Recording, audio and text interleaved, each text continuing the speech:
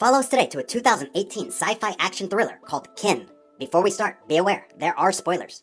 The movie begins with a scene of an abandoned construction where the surface of the standing water starts to appear some light tremors.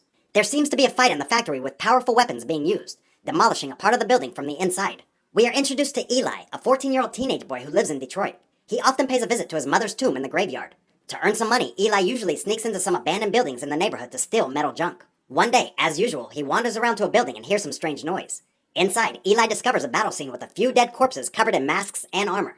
He also notices a strange rectangle weapon and picks it up, but somehow accidentally activates it. While he still doesn't have any clues, one corpse at the scene wakes up and touches him.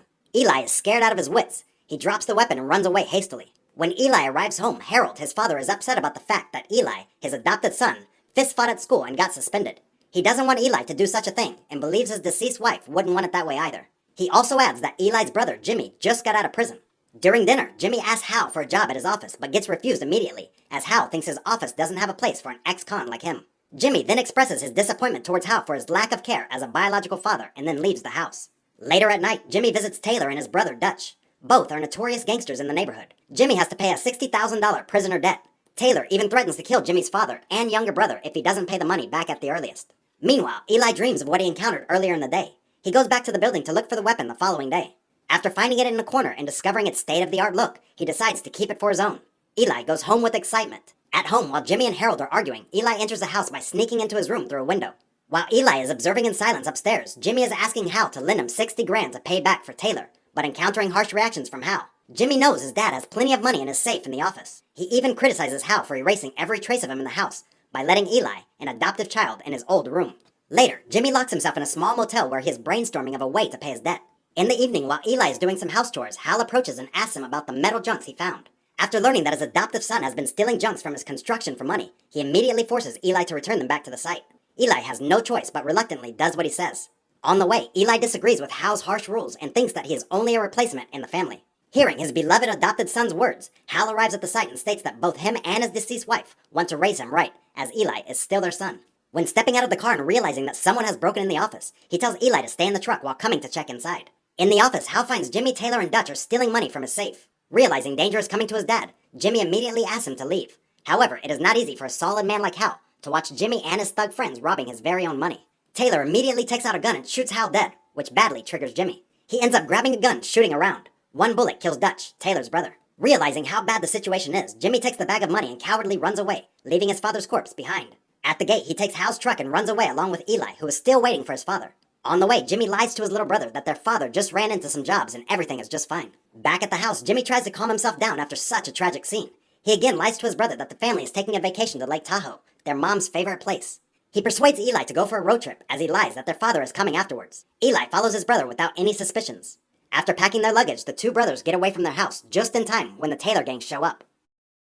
The two brothers ride to Iowa and stop by an inn on the way to take a rest. Meanwhile, Taylor is mourning for Dutch's death and determined to take revenge on Jimmy for killing his brother. The next morning, while Eli is in the bathroom playing with his toy gun, he figures out some new cool visual features that he hasn't seen before. Back in the abandoned building where Eli found the weapon, a group of masked, armored figures show up and look for the missing weapon. While strolling outside the inn, Eli misses his father and decides to give him a message, saying that they will meet up in Tahoe.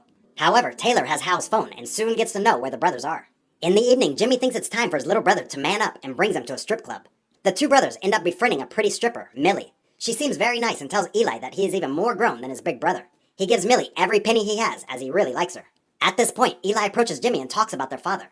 Jimmy ignores and changes the topic by going to the stage to dance with Millie. This quickly triggers Lee, the club owner, and his gang to immediately try to stop Jimmy. After Jimmy throws money at Lee, telling them to leave, Lee's gang starts to beat him no matter how Millie tries to stop them. Seeing his big brother get beaten terribly, Eli holds his ray gun, threatening them in order to save his brother. In the intense situation, a sound from the pool table triggers Eli to shoot. With only one shot, the ray gun already blows a part of the wall. Witnessing the incredible yet terrifying power of the ray gun, the gang frees up for a while. Millie grabs the opportunity to carry Jimmy and Eli, running away. Meanwhile, after seeing a signal from the activated ray gun, the armored figures promptly navigate it and head to the location as quickly as a flash. After escaping from the club, Jimmy is curious about the weapon and starts to check it out, but only Eli can use it. They start to do some more shots and are amazed by its power. Jimmy realizes that he already forgot the bag of money in the club and decides to come back for it. At night, they only have a little money to stay in the inn as all the money has gone. Eli shares the same room with Millie. In here, they share something in common in terms of child abuse when they were young. Eli shows Millie a scar in his palm, as he believes it is a proof of mistreatment from his biological parents, while Millie shows him some scars left by her mom when she also was young. Meanwhile, Taylor is heading to Tahoe along with his gang. In the end, Millie offers to help Jimmy get his money back. In return, she will split up with them after they give her a ride west. Jimmy persuades Eli using the gun's power to help him and promises not to hurt anybody. Eventually, Millie drives him to Lee's place. The two brothers put a bandit on and enter silently. While Lee is having a card game, Eli holds the ray gun to control the crowd, while Jimmy forces Lee to return the money back. While Lee's gang tries to stop them, Eli blows up on one of the cars with a single shot from the ray gun. The trio get in the car and escape. In the meantime, the armored figures have already reached the strip club. They eventually find out what happened there and identify Eli by using a virtual tracking equipment. With the bag of money, the trio are on the way to Nevada. Here, they have fun in the casino and stay in a luxury hotel.